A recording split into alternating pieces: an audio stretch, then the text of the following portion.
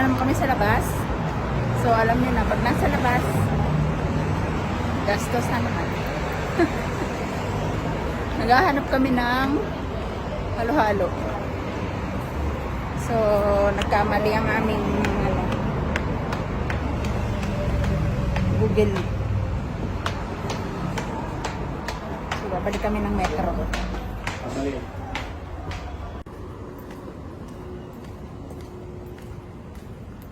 Dito na kami ngayon sa Tetuan. Nahanap namin yung halo-halo. Nawawala na naman ata kami.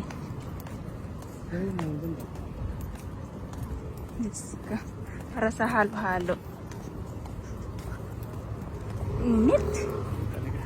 Huh.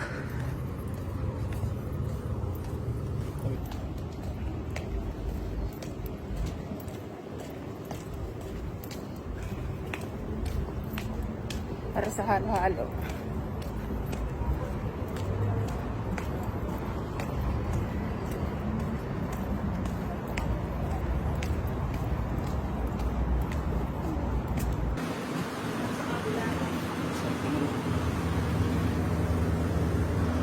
Yung pa naman dinayo natin.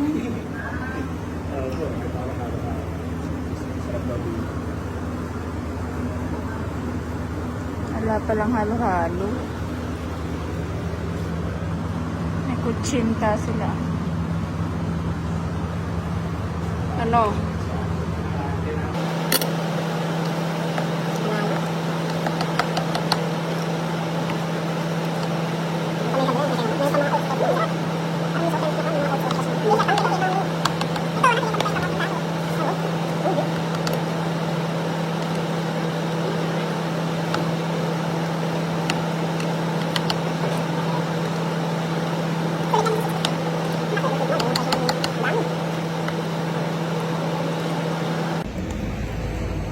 Sulit.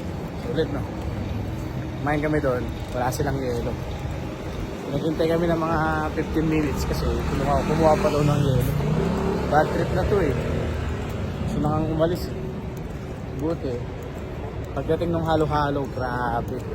Worth the wait. Worth the wait talaga. Kaya I-suggest kung maghahalo-halo kayo. Try nyo doon. Parang lahat ng mga ingredients nila hindi bili. Parang homemade. Homemade lahat. Kaya panalo.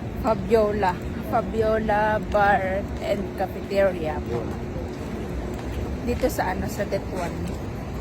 The best.